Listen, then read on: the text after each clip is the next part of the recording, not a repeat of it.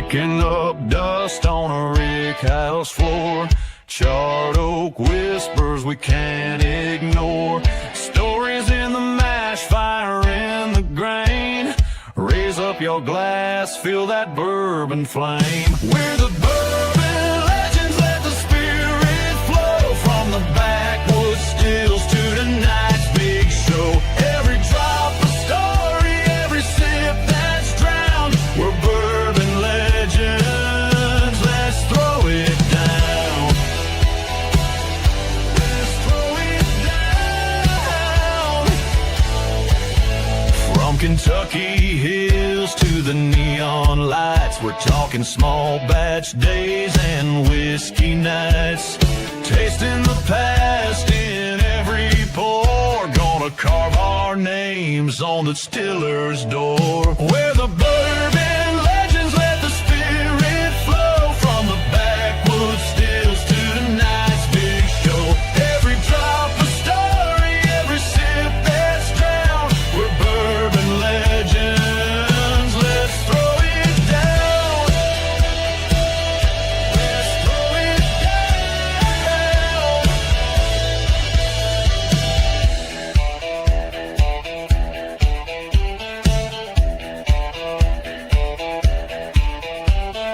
Raise 'em high, feel the fire. Clinking glasses, lifting higher. One more toast to the ones before and the legends we're making forevermore.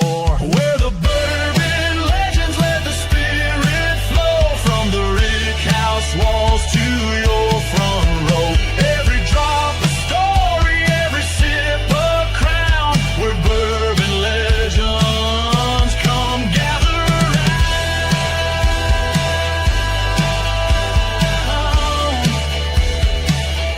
Come gather round.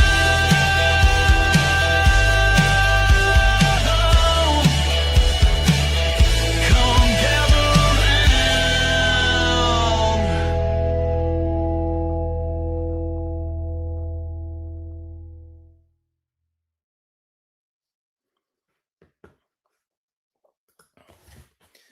Good evening, everybody. It's Thursday, April 9th. It's a beautiful day here in the neighborhood. I hope it's beautiful where you're at.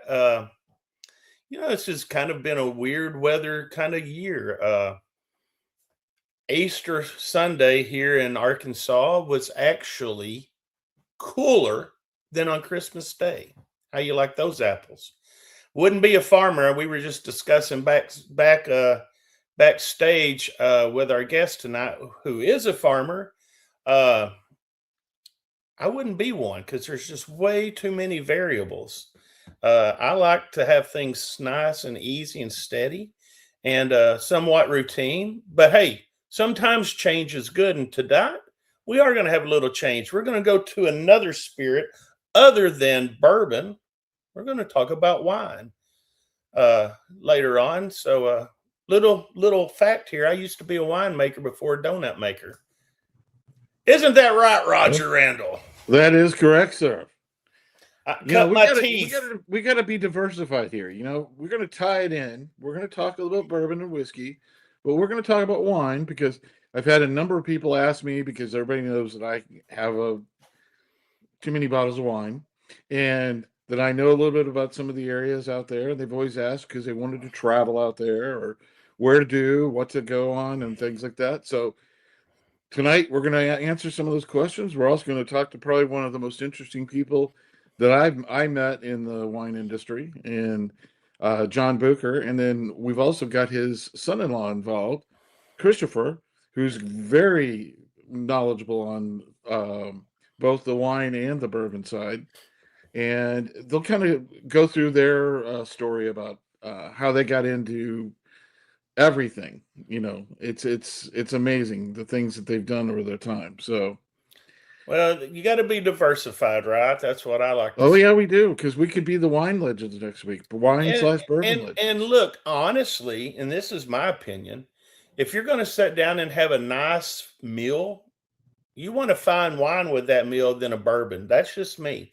I don't think really, and maybe we can get into this. It's not one of our pre-planned questions, but you know, to me, I just don't really enjoy a meal with bourbon. Uh, I just don't think it goes. Not like a good vino, you know. No, because you have a cocktail before you have dinner. And then typically you have dinner, and then afterwards you can have an after dinner drink of some sort. And it can be another cocktail or a dram of your favorite bourbon, but you just don't necessarily drink it with your meal. And Right, that's where exactly. the wine comes into the play. We're going to talk about some wines tonight that are very food friendly, very easy to get, very simple to do, and it'll be a interesting night. That's right. We may not be the bourbon legends after tonight. We may be the wine legends.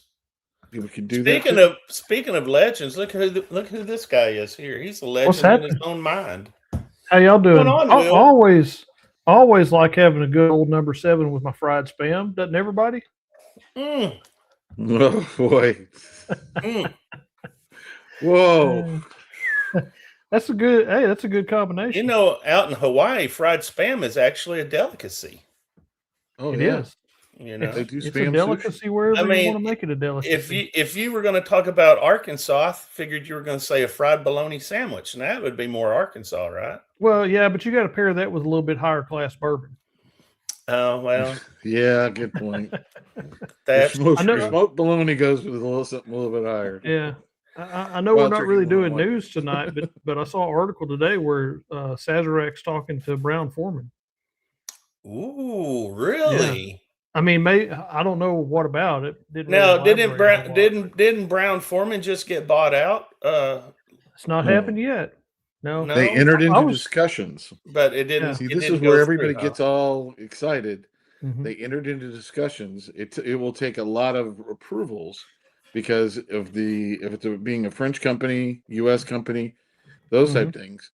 And Sazerac throws their thing into the mix because they have a lot of cash and they're family-owned business and they don't have to Mhm. deal with stockholders, which Yeah. might not be such a bad deal. Yeah, I was just wondering if maybe they were going to try to get some more of the old early times juice.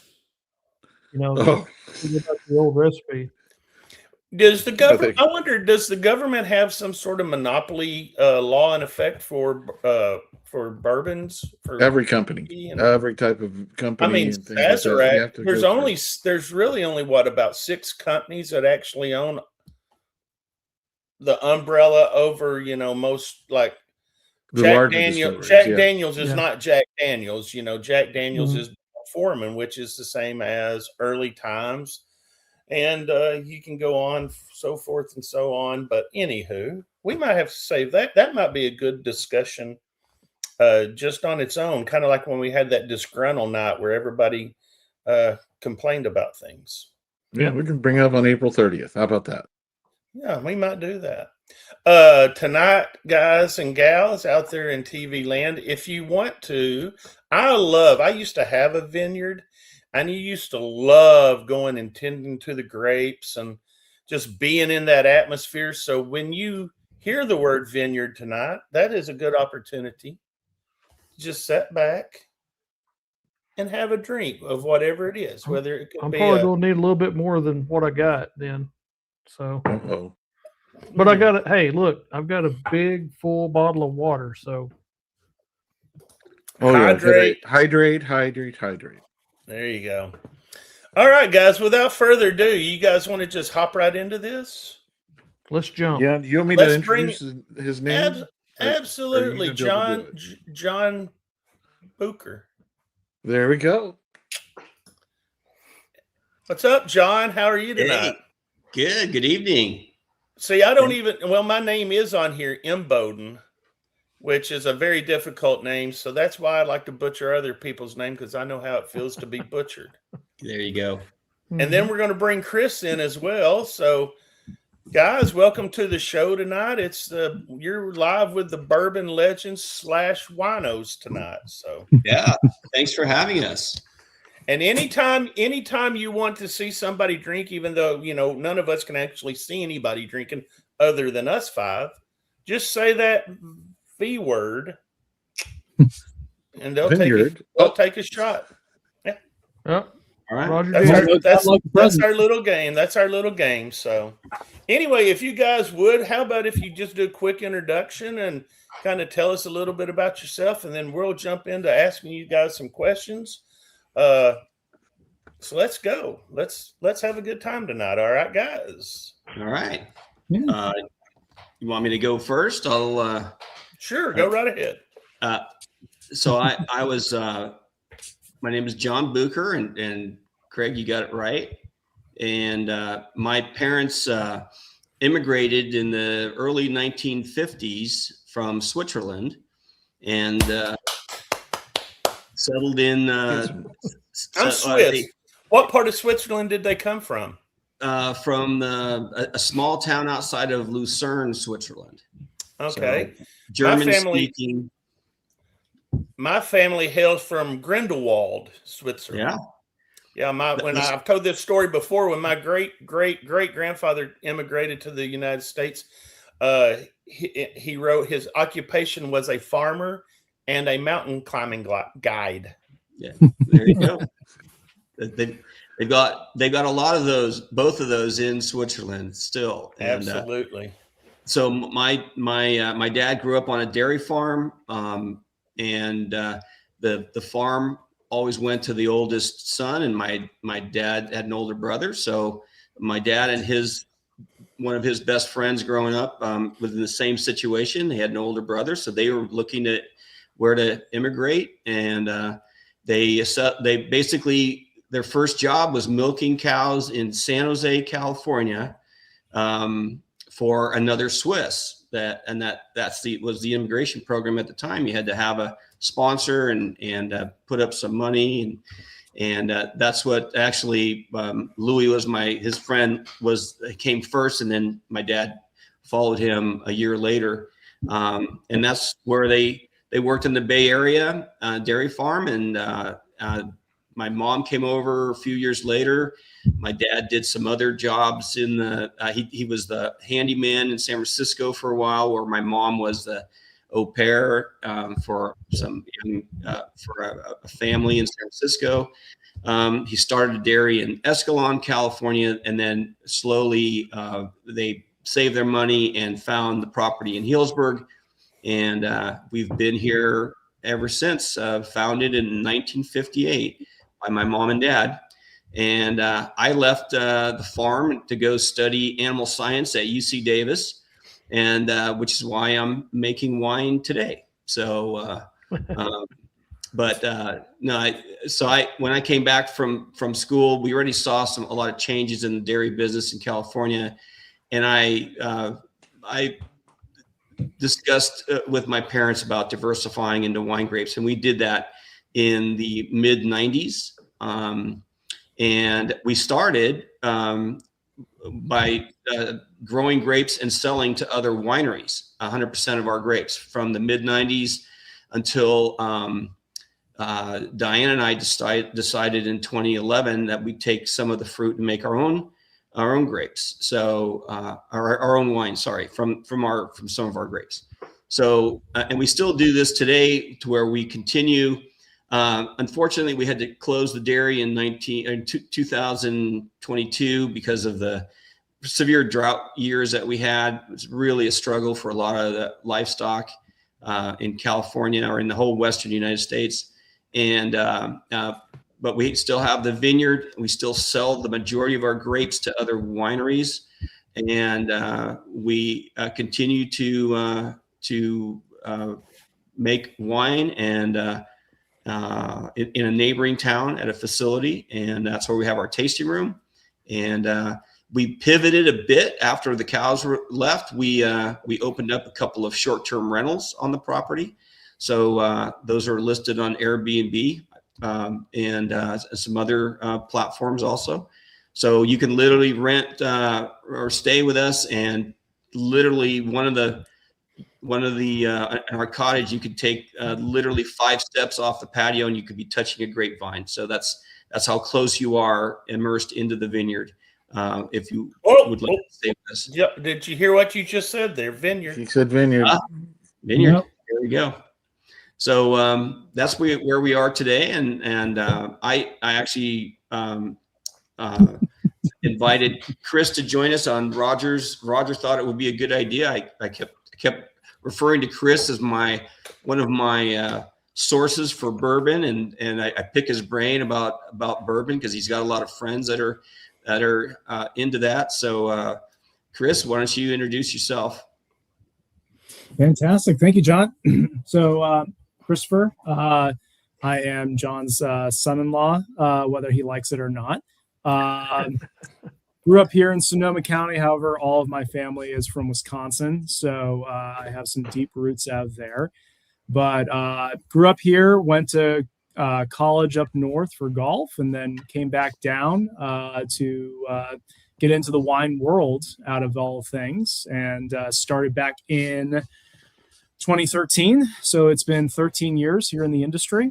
Anything from tasting rooms to being on the floor as a sommelier, as well as slightly in distribution for about 1.5 years. So kind of covered all grounds when it comes to, not only allowing people to appreciate wine, but in certain areas of whether they're looking for a bottle on the shelf at a store, or if they're going to a restaurant and they want to celebrate and they need a great bottle of wine to share with their family and friends, or if they're out in either, I spent most of my time in Sonoma County. However, I am now in Napa Valley.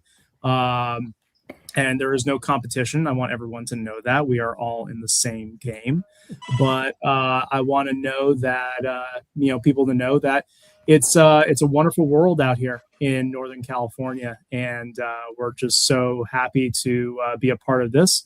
And when it comes to bourbon, I got into it just before I met John a few years prior. And, really, Wisconsin, for those who might be on the chat and from there, some of our, we love our bourbon, but some of our old fashions typically have brandy in them with a little bit of Sprite on top. So not the most sophisticated thing in the world, but it definitely keeps you warm at night. But I will say, bourbon is just such a wonderful example of spirits, and just, it's we would call it in the wine industry, we call it the winemaker's grape. You can manipulate it and make it your own, with your barrels and how you make the bourbon as well. So for us, we have wines like that as well, where we can manipulate it so that it is our own. So it's really fun to see this kind of correlation. And tonight, between both, Vintner, John Bucher, and then these fabulous gentlemen in front of me, bourbon and whiskey enthusiasts. It's funny that you mentioned that, Chris. The bourbon industry of late has really pushed this whole grain to glass thing. Whether it's something they truly believe in or it's just a marketing gimmick. I mean, bourbon has some heck of a marketing gimmicks. But being in the wine business, that truly is grain to glass, if you will. It's what you grow. You're a farmer first, and then you're what? How do you say it? Vintner? Is that what it is? Vintner? Second. So can you kind of talk about that? How does the grapes, the vineyard, how does that all work and influence you as a winemaker as well? Yeah. John, you want me to take over? Well, I can talk to the vineyard part, and how, and we were talking before we went live about how, at least with the grapes, the majority of grapes that we grow Pinot Noir grapes. We're in the Russian River Valley, which is where we're about 20 miles as the crow flies from the actual Sonoma coast, from the Pacific Ocean. But we are a mile from the Russian River, the actual river that meanders out towards the town of Jenner and heads into the Pacific Ocean. And so we do have that coastal and that cool influence that's just a mile away. We have a lot of foggy mornings. So that river acts, I mean, you think about how water and mountains can can change weather. And so that water influence, that waterway is draws that fog up from the coast, and we get a lot of fog here in the morning. It's pretty typical to have foggy mornings until about 9-10 o'clock. But we're enough inland where we get the warm days, so we get the best of both worlds. But we're still, so we get the warm days to get the fruit ripe, but the cool nights to get to preserve the acidity in the grapes. And that's something that's important with Pinot Noir, because there's not a lot of tannins in Pinot. So we really need that. We need to really monitor the acidity, and that's a part of the ageability and the structure of the wine. So with the cooler, we get that cooler influence, coastal influence, and the warmer climate here in the Rush River Valley, and that's why we grow Pinot Noir and Chardonnay. But we talk about how, Craig, to your point, that we have a consulting winemaker. I grow the grapes. We sell a lot of grapes to other wineries. About 80% goes to other wineries, which we could talk about maybe a little bit if time permits. But we retain about 20% under our own label, the Booker Wines label, and then we have a consulting winemaker that helps us make the wine. So our winemaker his name is Adam Lee. He's been making wine since the mid '90s, and he's really his focus has been California Pinot Noir for 30 plus years, making Pinot from Oregon down to Santa Barbara. So that's long stretch of the coastal climate is you have different ripening times. So he has seen over the last 30 plus years, a lot of times 3 different unique harvests per year because of the change from the different climatic conditions from Oregon down to Santa Barbara. But we talk a lot about how we really, our focus with Pinot is to make the wine in the vineyard. And that's something that is really critical. It starts basically what you said, the grain to glass. We call it the grape to glass, same concept, that it's really something we monitor all the way through, and it's really critical. And it's different for different grape varieties. And Chris might be able to talk to that in a little bit. But with Pinot especially, that's our focus. It's a very transparent grape. So where it's grown, and primarily the soil is what drives what you're tasting in the wine glass. So it really is about that particular site. And that's a pretty cool thing once you can taste wines and actually pick up the differences, and maybe not a certain vineyard, but there are people that can do that, and especially if they're really into certain areas. So there is a transparency to certain grape varieties, and Pinot is one of them. And it's really fascinating to be able to pick that up and to taste. You can taste the vineyard, so to speak, in that glass. So, Chris, you want to talk about what varieties are different than that? Yeah, absolutely. I mean, we've got varietals when it comes to grape growth that what we call is, a winemaker's grape, basically, that you have something that is neutral once you pick it off the vine, and then your winemaker can make it differently when it comes to the fermentation, and then the barrel age, and then everything that goes into whether you're organic or biodynamic and all these crazy things when it comes to winemaking. But site specificity is what we also focus on as well. So when you're talking, say, my best example is Chardonnay. And I know that's not everyone's favorite white wine in the world, but I think it's one of my favorites because it is so diverse. So you've got a grape that once you harvest it, no matter where it is very neutral. It is very, it won't show off a lot of different characteristics. So when it comes to fermentation, which is the first thing, is that you will see if there is one fermentation that creates more acidic fruits or more acidic and what we call kind of coastal environments. That can be one thing. Or you can not stop it there. You can go into a second ferment and it will be more of this richer, creamier, or, what we call in the wine industry, the worst B word in the world, which is buttery, Chardonnay.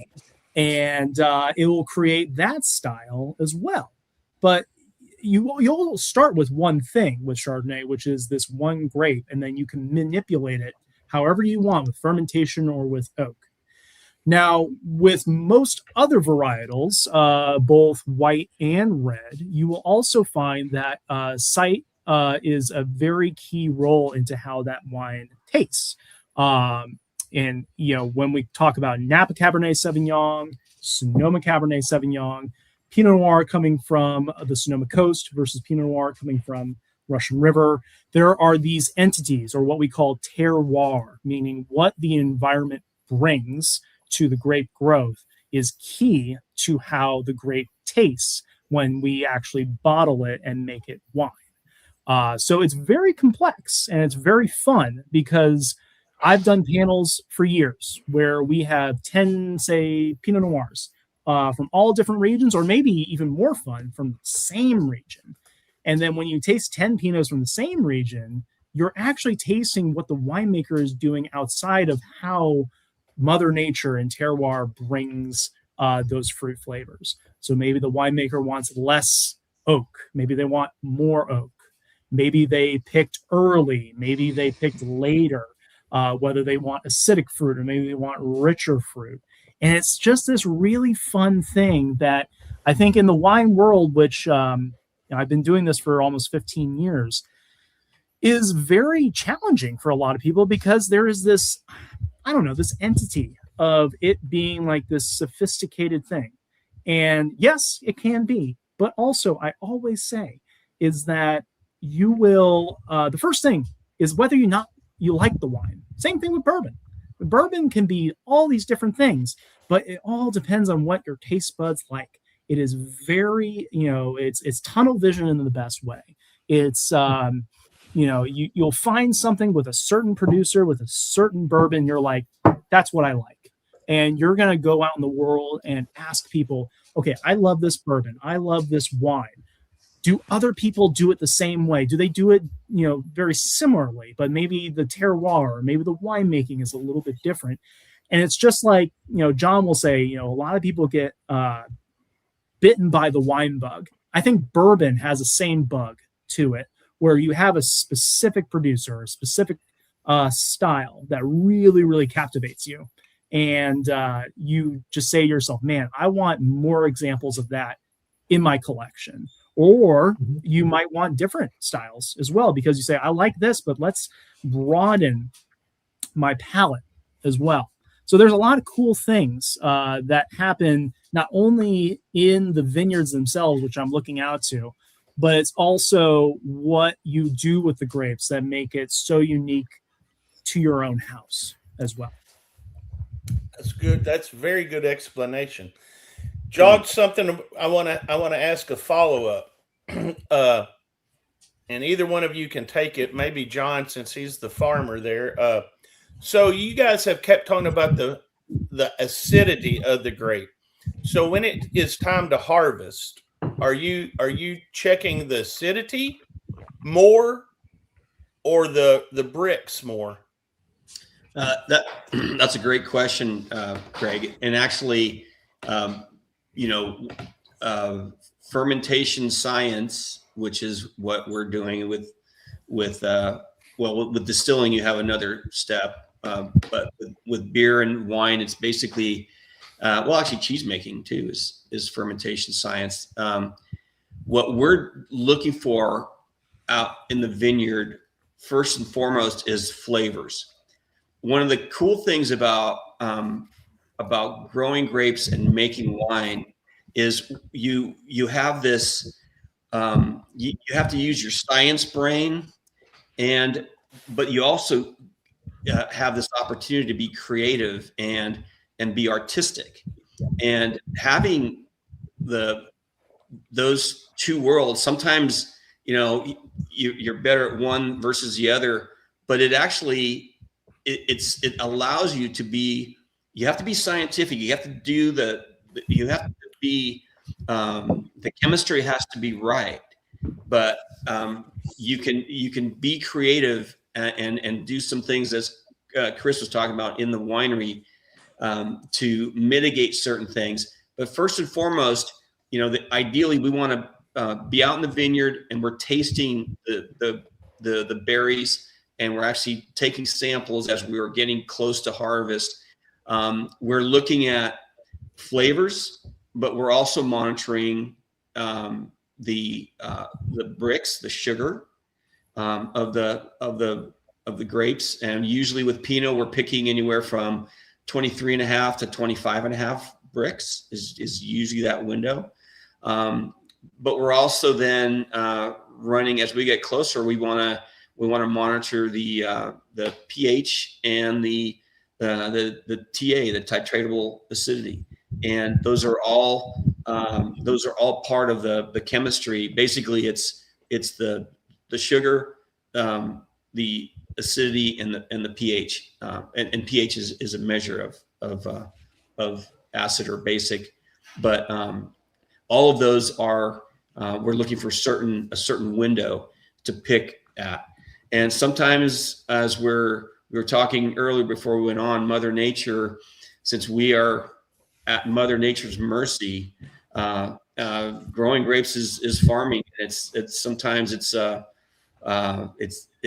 it can be really tough. You can do the best job possible, and Mother Nature just throws you a curve, and those things happen. We just have to be on our game to know how to pivot and how to mitigate anything that might be detrimental to the crop. But so acid is really important, and it's probably more so as far as red grapes go. Pinot is something is the grape variety that we're really monitoring the acid much closer, because it's a thin-skinned grape, and you get tannins from the skin, and tannins are what gives the wine eventually structure and ageability. But acid can mimic that also. So as an example, with Pinot, we don't have a lot of tannins. So some of the techniques and some of the things we're monitoring is very similar to how we make white wine. Because when you make white wine, you're pressing the juice off and just fermenting the juice. So you really have to watch the acid, and you're much more cognizant of that. And with red grapes, like with a cab, you're not necessarily having to. You still do, but it's not as critical because you have a lot more tannins. And tannins come from the skins, the seeds, and the stems on the actual grape cluster itself. And then it's also the type of barrels, the wood barrels that we put them into as later on, and that can influence the tannin structure also. But yeah, we monitor acids real closely with Pinot Noir for sure. Yeah, John, I know I've been out to the vineyard many times and seen the location. And what I always will tell people is, we just put a link, or we'll just put a link out to the Bucher Vineyards website. If you take a look on there, he has a vineyard map that kind of shows where he gets his grapes from around the vineyard. And it is very interesting to look at that map and then take a look at some of the pictures, because there was the top of a hillside that you climb to the top of a hill in one part of the vineyard, and then you go all the way down into like a little valley area that's right in front of the house, and you've got vineyards placed around there. And I know you've got other sites that you guys farm now too as well. So I always find it interesting to knowing the terroir of those places, knowing you can get a different grape out of the 360 vineyard than you can out of the Pomard vineyard. And it's a totally Okay, different, so and they're you can throw a rock to one to the other, but so Roger, what you're basically saying is that correlates to like a rick house and where whiskey is stored in a rick house. There's different places in the rick house that produce different flavors and whatnot, and so in the same way as wherever in the vineyard, maybe some area gets more sunshine or warmer temperatures than down in the valley or whatnot. So that's very Yeah. interesting. yeah, and it's the And, type of varietals that you use in those areas. Yeah, and again, for Pinot Noir and for other varietals, not just Pinot, but that's just what I'm used to.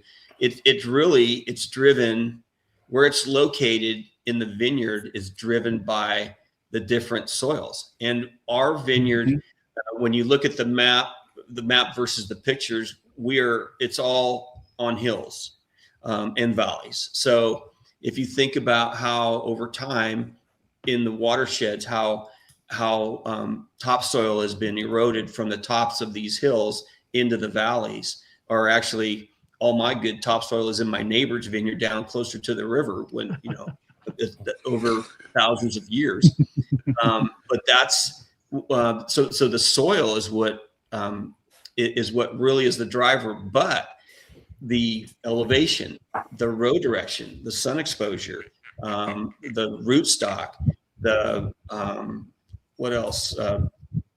There's so many other aspects of the terroir that we talk about, but it really is the soil underneath it. And I have some soil samples, and it's pretty, when you put the soil samples right next to each other, it's pretty amazing that one vineyard could have so many different types of soil. But that's why we can produce, we actually do 4 different bottlings of Pinot Noir from our 40-acre vineyard because of those differences in the different sites and how that transparency of the Pinot Noir grape can be influenced by those different sites. So, I know we talked a lot about your winery and things there, but one of the things we wanted to point out is the similarities to people go out and look for the Bourbon Trail in Kentucky to look at all the different distilleries and things like that, and they drive all over the place. Whereas if they come out to Sonoma, and I think we've got a website for the tourism site out there. They come out to Sonoma, they're going to get breweries, vineyards, distilleries, amazing places to eat. I mean, it's just everything's all within the valley as you drive up and down the valley. And Chris, you can talk about that a little bit with the diversity. Yeah. I mean, the great thing about living in Sonoma County, I work in Napa, which, I mean, unfortunately, cab is king, and it's pretty expensive out there. I'll be bluntly honest with that. But you come to Sonoma County, what I love about it so much is that there are so many different, first and foremost, when it comes to wine, so many different appellations or areas of grape growth that make different wines. So you can have someone that really loves Zinfandel or really loves Pinot, really loves Cabernet. And in a span of, I would say, probably 20 to 30 miles, there are so many different appellations that can grow world-class wines for those varietals. Now, beer, I mean, we were talking about earlier, it takes a lot of great beer to make good wine, or you can vice versa that however you want. But we have amazing breweries here in Northern California. And that is a big thing too. You can span it out where some people go on the beer trail, and you can go to 5-6 amazing breweries. You can go to 5-6 amazing wineries when you come out here. And then lastly, there are some awesome distilleries here in Northern California that don't get talked about. And we want more exposure, but we also love to kind of, keepsake it a little bit. If there are some really world-class distilleries, whether it will be bourbon style, whether it be vodka gin base or anything. There you can go and do many different things while you're here in Sonoma County. And that would be my biggest thing when it comes to tourism. Because when people think, north of San Francisco, they think of wine first and foremost. And we want to make sure that no matter what your palate enjoys, there is something here for you. So big note to those who love any type of vice, I'll say. We all have great vices in this group here. But there is something for everybody, and it is all world class at the same time. Yeah, and again, the thing that I like about Sonoma County just is it's more of what we liked with some of the smaller craft producers that we deal with. You go to some of the wineries and you're dealing with the owner or the winemaker or something along those lines. You're meeting the person that does the actual day-to-day work in the vineyard, and the people that work in the gift shop or the tasting room also do picking during harvest and do this during the other thing, and they got 5 different jobs they do. Yep. And that's what's kind of interesting. We're with sometimes the bourbon industry in Kentucky, you don't get to meet those guys unless you're set up a specific tour. And I know John and Diane have always been very approachable as vineyard owners, and being very, if you're part of the buy wine from them, they're very open for people to come out and see the vineyard and take tours and walk through the vineyard. And it's amazing. Roger's trying to get me drunk saying vineyard so many times. Yeah. Hey, Roger, I'm going to cut you off. I'm going to ask some questions now. So okay, you can ask a question. I'm going to ask some questions now. So there's a couple of questions. Related question you're going to ask. What's that? Oh, never mind. So there's a couple of questions from the chat. One was, what temperature do you ferment at? And the second one was, how do you decide when a wine is truly finished? And then I'll have some follow-up questions after that. Chris, you want me to take that, or do you? We're talking about our wines, or in general. Yeah. Your wines. Our wines. The fermentation with Pinot is actually interesting. That there's usually there's a primary and a secondary fermentation. And what we're trying to do, because we talked about Pinot being a thin-skinned grape, we actually do a cold soak, which is the primary fermentation, where we actually keep the fermenter cool, and really trying to get that get the extraction from the color from the skin, and we don't do that with every red grape varietal, but it's pretty common with Pinot.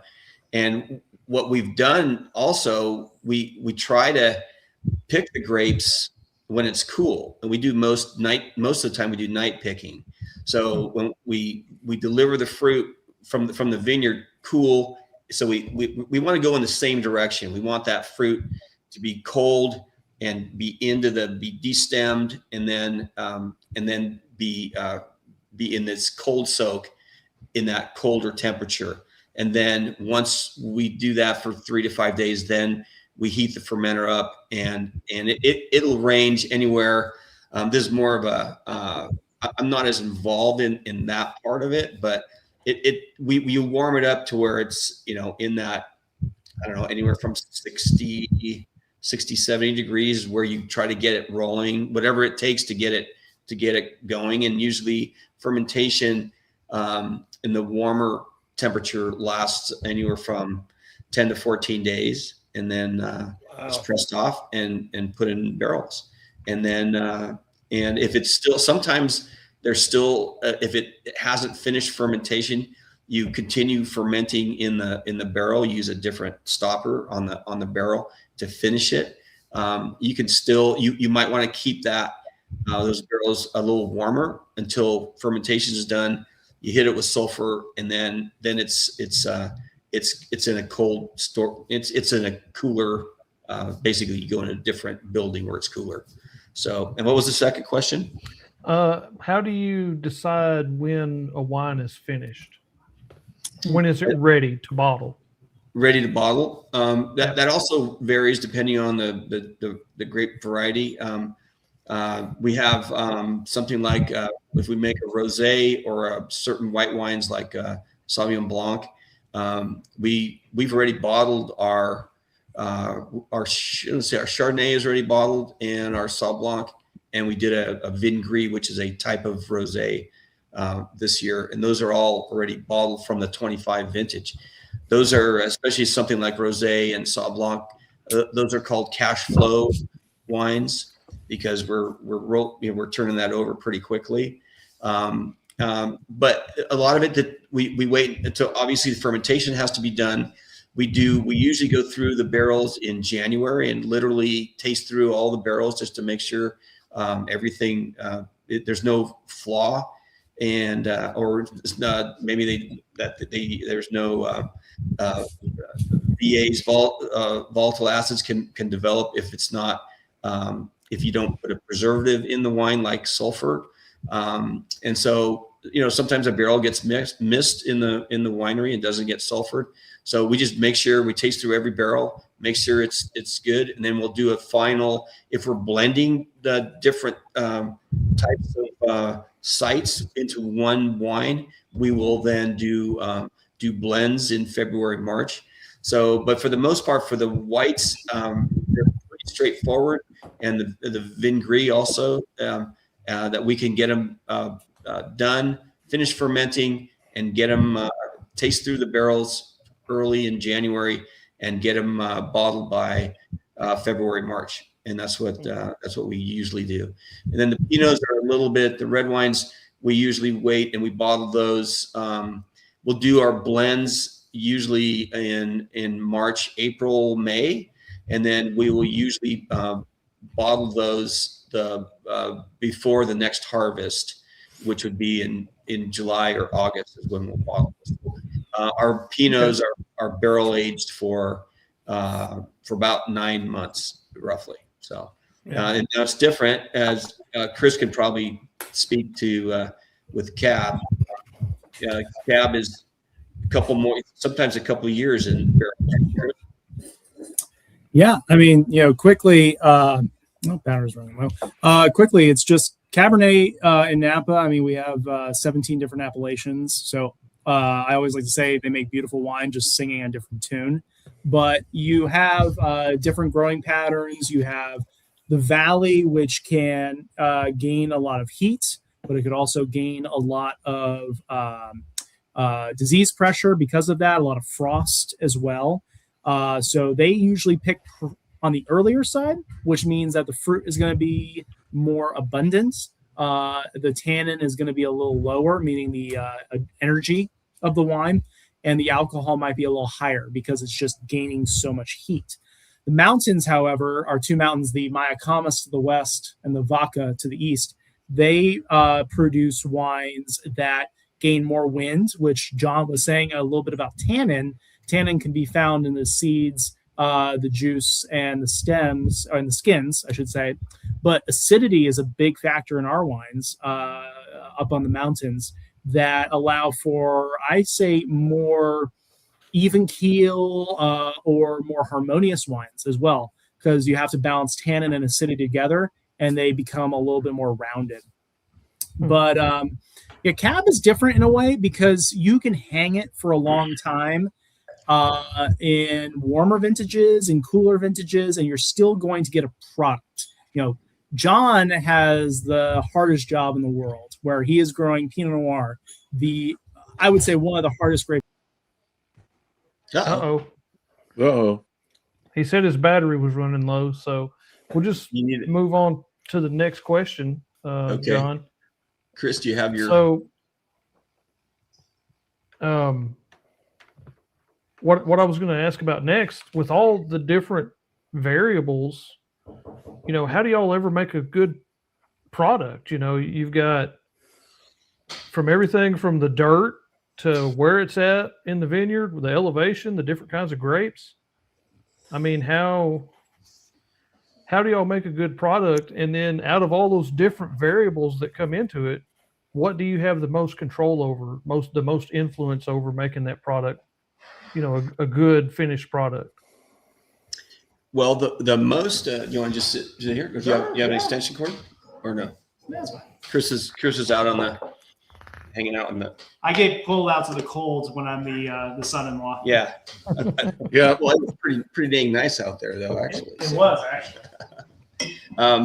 So actually that's a really interesting question. I think that what we try to do is, I think I mentioned before, I mean, we've got to work with Mother Nature, and the weather is basically is in charge. So what we can control is in between any kind of weather events, what we're trying to do is basically keep up with our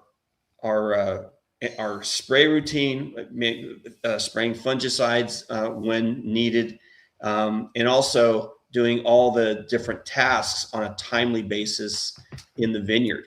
I mean, that's probably what we have the most control over, is just staying on top of the vineyard and the viticultural tasks that we have and to do. And that's what's really critical. Here, let's give you some light over there. Maybe a little bit. A little bit. So that's probably where we do the best. And again, it's a measured control, because things change and we have to pivot. I think where there's probably a bit of a misconception when you hear wine writers or folks that are wine consumers, and they'll read about, oh, this vintage was good because of this, or this one wasn't good. Or a good example would be, we had a few years in a row where we had fires out here, and there is a potential for smoke taint. And you would hear people talk about, oh, don't buy the 2020 vintage because there were fires out there, making these general comments. And it's like, well, first of all, especially us as small growers, we're not gonna put smoke tainted wine in a bottle. We're just not going to do it. Mm-hmm. I mean, not only during those vintages where we had potential, 2020 was the most, we were the most affected because it was the fires were early, and Pinot is usually picked early, but it was before we were actually just starting harvest when those fires broke out near us. Whereas in Napa, they were affected by almost every one of them, because Cab is one of the last to be picked. But we would bring in, we basically, even if we tested out in the field, if we could, we sampled the grapes. We brought in other winemakers to taste our wines and to decide if there's anything, just to make sure we weren't anything was even had a hint of anything unusual or different.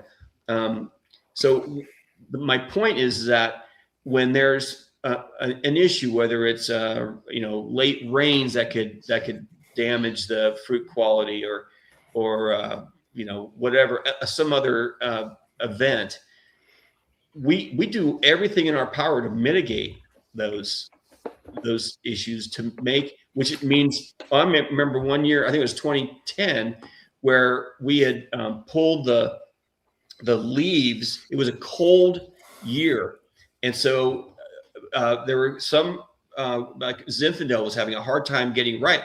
So a lot of the growers went and pulled a bunch of leaves off and opened up the canopies, and the next week there was a huge heat spike that just happened, and it literally cooked the grapes to where the rachis is what the stem that attaches the grape to the cluster, to the shoot.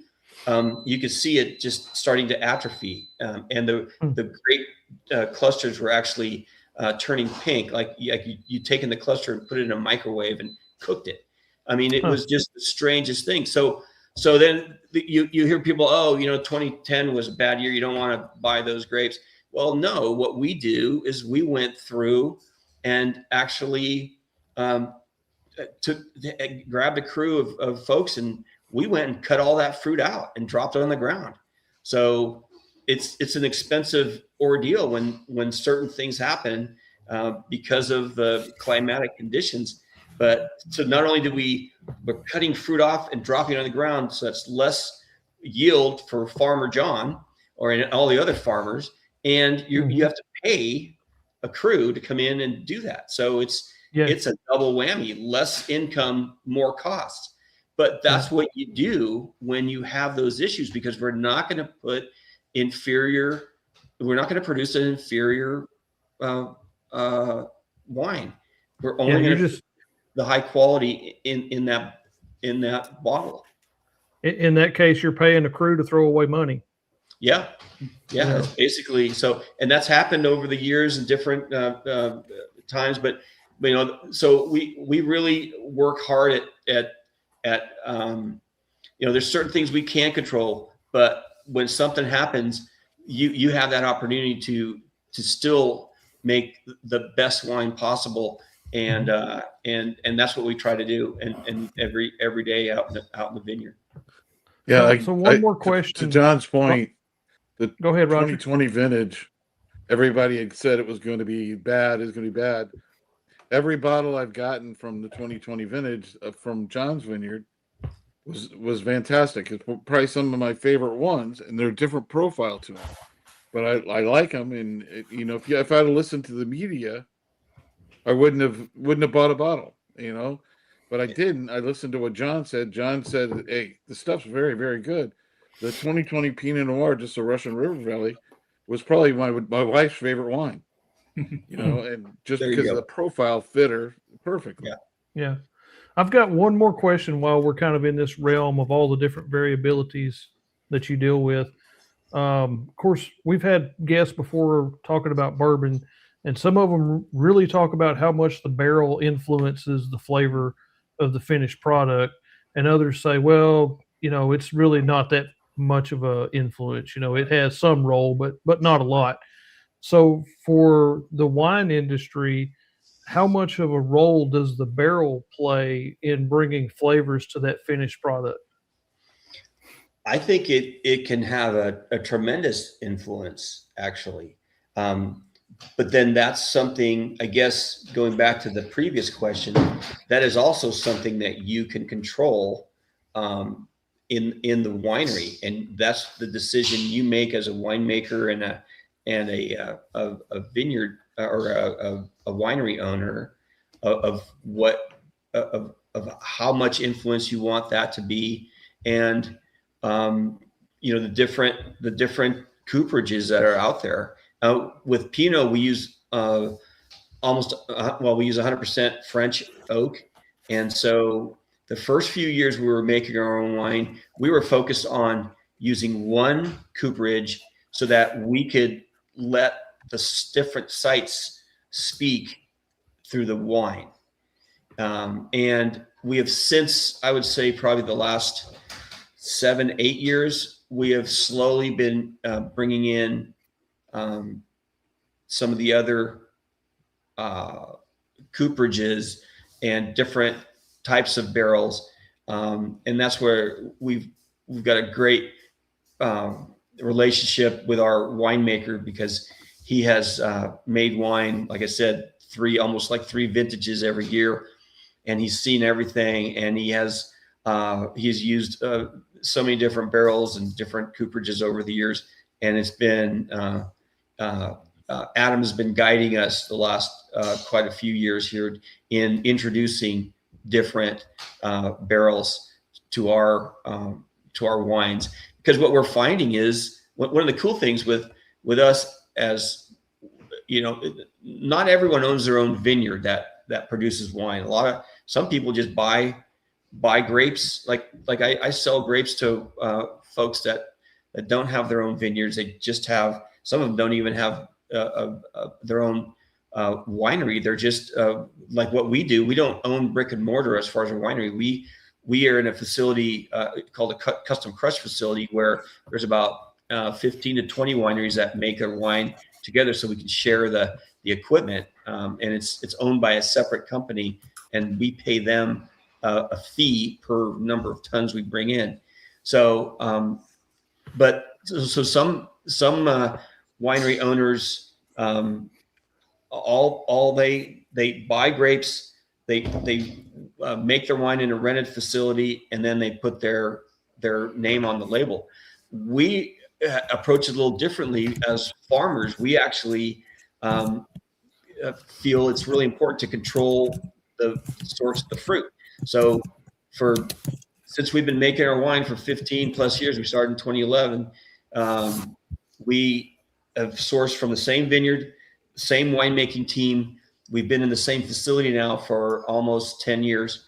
And all of that helps with consistency. And one of the things that's happened too is that Adam, our winemaker, and myself, we talk about making our wine out in the vineyard. We're now on Adam's guidance is, he is suggesting, hey, let's try this type of barrel on this site, because you think maybe it's a little softer for the Pomard clone, and it's a little more floral and maybe not as heavy-handed on the oak. And so those are the types of things we're doing now, where it's like kind of taking it, that marginal rate of return as you're kind of going up. We've always felt that we're producing, high-end wine, but now we want to take it to that next level. It's like these little refinements, things we do out in the vineyard, little adjustments, but also little adjustments out in the winery too. So I'm not sure if I answered your question, but it seems like I might have gone down a couple rabbit holes there. Yeah, and we love going down rabbit holes, but I think yeah, you explain how the barrels affect the flavor and the different things that you can do with it. So yeah, thank you. For sure. And John, you mentioned, you sell grapes, and I know you sell to a lot of different wineries and a lot of different things like that. And I know some of those you have what we call NDAs with, non-disclosure agreements. So you sell to them and you don't tell them, you don't make it out. And there's some of the other vineyards that you've sold to that actually use your site specifically on the bottling whenever they do it. How many do you do currently right now? How many different wineries do you sell grapes to at this point? Yeah, there's about anywhere from, I think last year there was 14 wineries that we sold to, besides ourselves. Or 13, then us would be 14.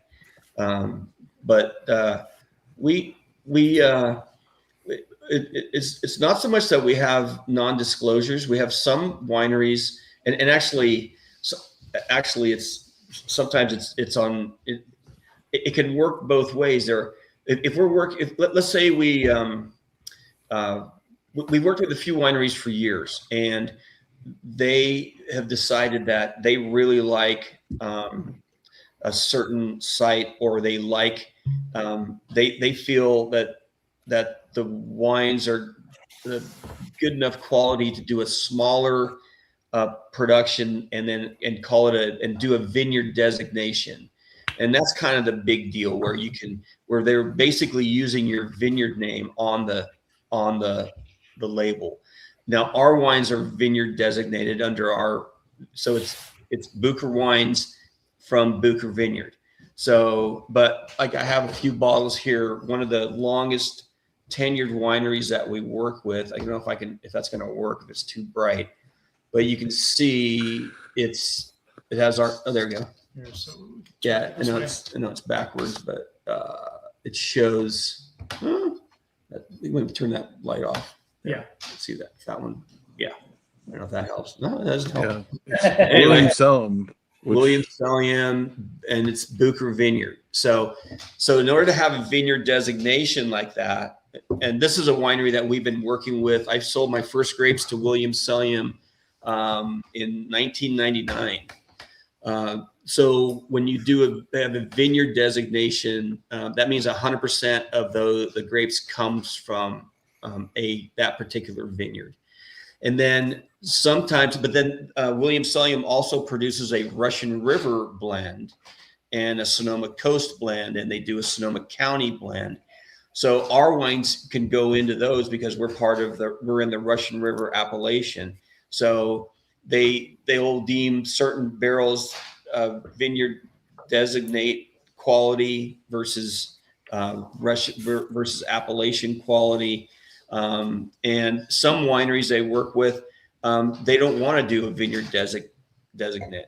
That's just not what they're after. They want to just do a Russian River. So it's really the prerogative of the winery. But also when I sign a contract, and if I'm selling grapes, so that was Williams-Sonoma. I've been working with them almost 30 years. But then I have a couple of new wineries last year where we just did a 1-year contract, and with that, we're just it's kind of we're just dating for a year. We're just going to try each other out, and we want to see how it works for them. They want to see how they like the fruit, and that's fine. I usually do a 1-year contract, and then if everything works out, we try to do a 2 to 3 year evergreen type contract where it renews. We continue with a 3-year contract, and if one party decides, either party has the right to cancel that contract, after or before that 3-year period, or after that 3-year period. So and so some just want to put Russian River on there, and then the other thing that we do is in any contract we sign long term, we have a stipulation that if they want to vineyard designate, they're not doing it now. We have to taste the wines before it goes in the bottle.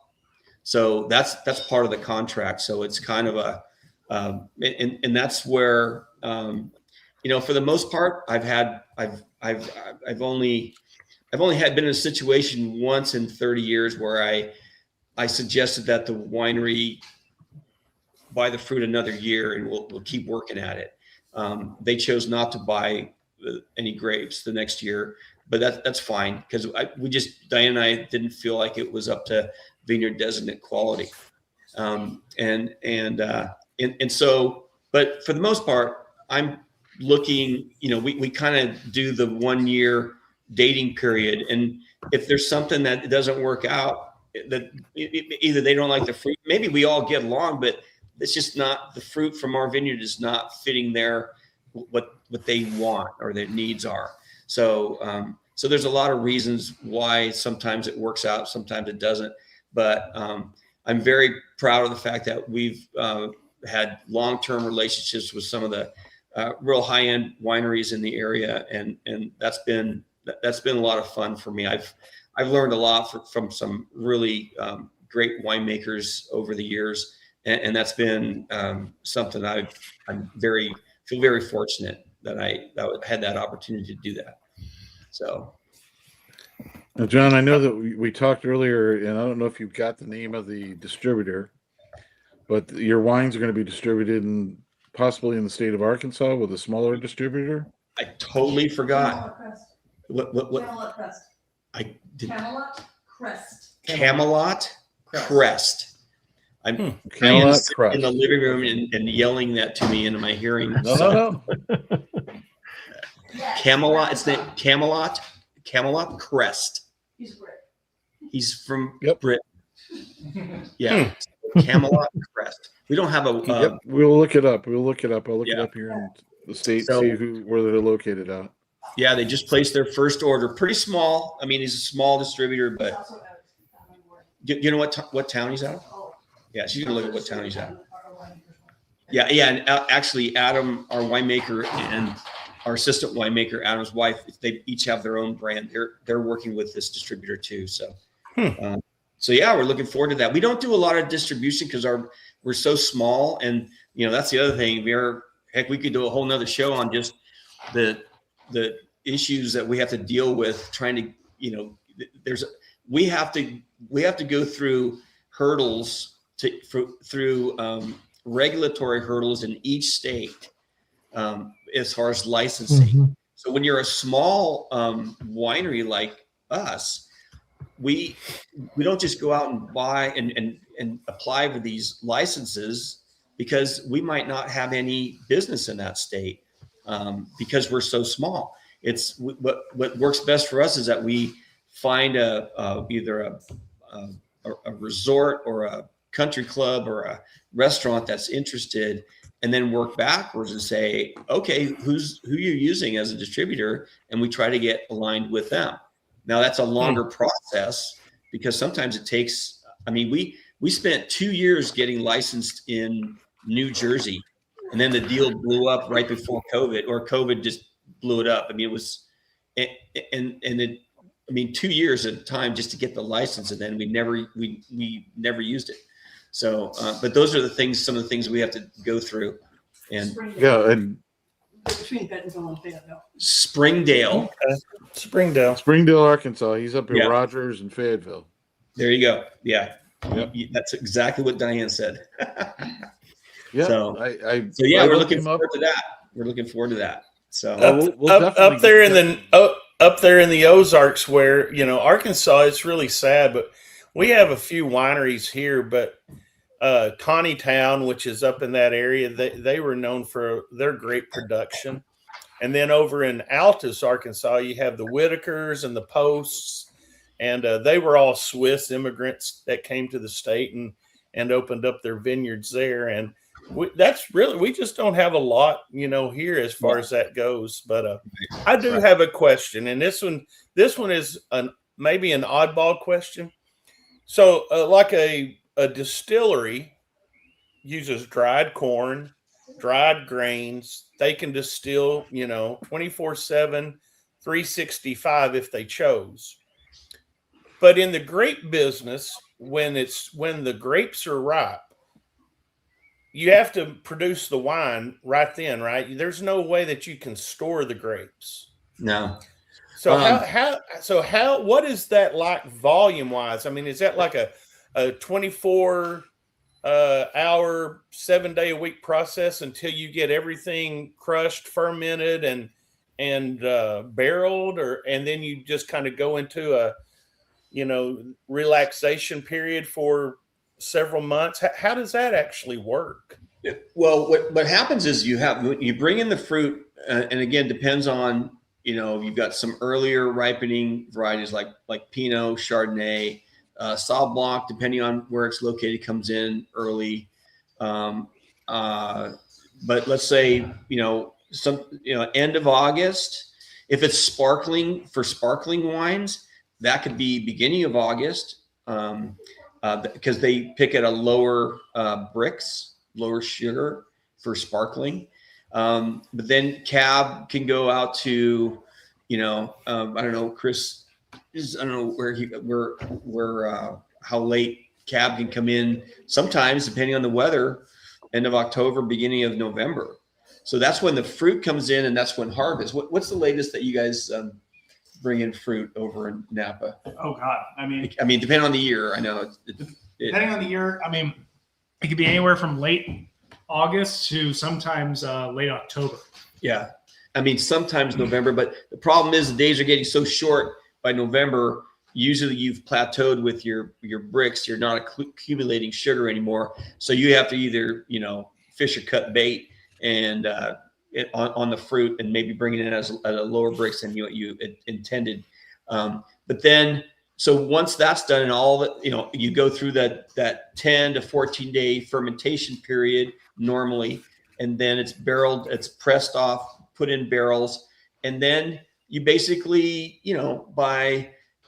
by mid-November, a lot of times things before Thanksgiving, things are pretty much buttoned down in the winery, and for the most part, you try to button things down out in the vineyard and get ready for the winter, where we start getting our rains, usually end of October, beginning of November.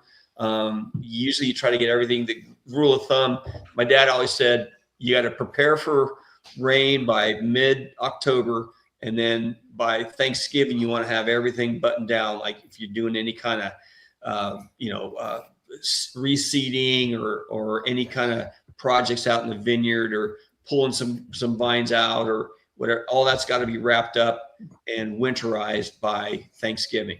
And then from there, as far as the winery goes, then it's just monitoring the barrels and the staff that's at where our facility, they're bringing barrels down. They're still doing. You have to top off the barrels because of we have humidifiers in the barrel storage room, but because it's wood, it'll evaporate. Any barrel will, and then we have to top it off. Otherwise, we're gonna.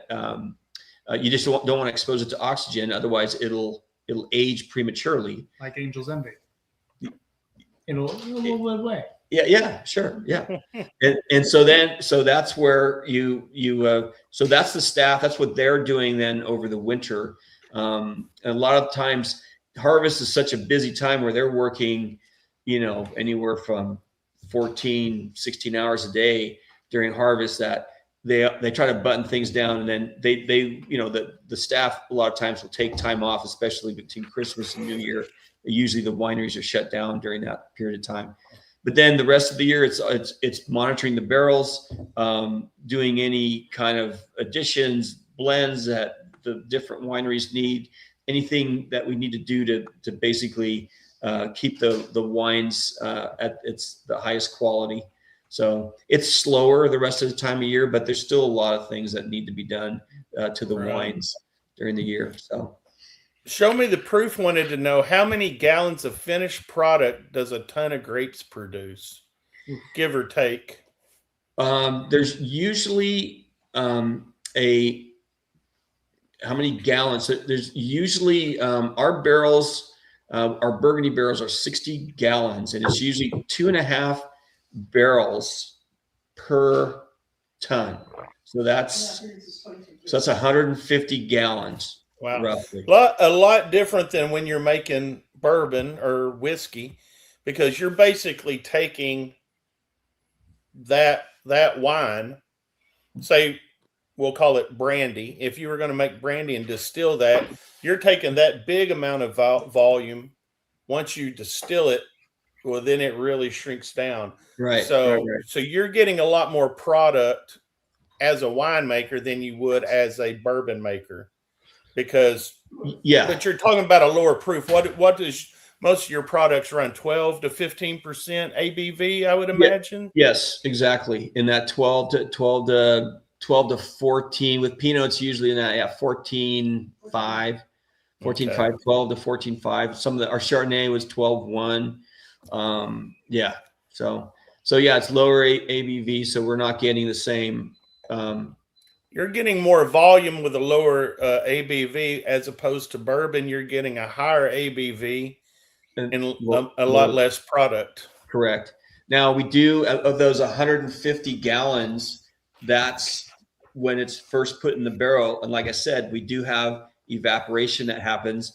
You have that. Plus with red wines, you will have, you have to rack the barrels, meaning you basically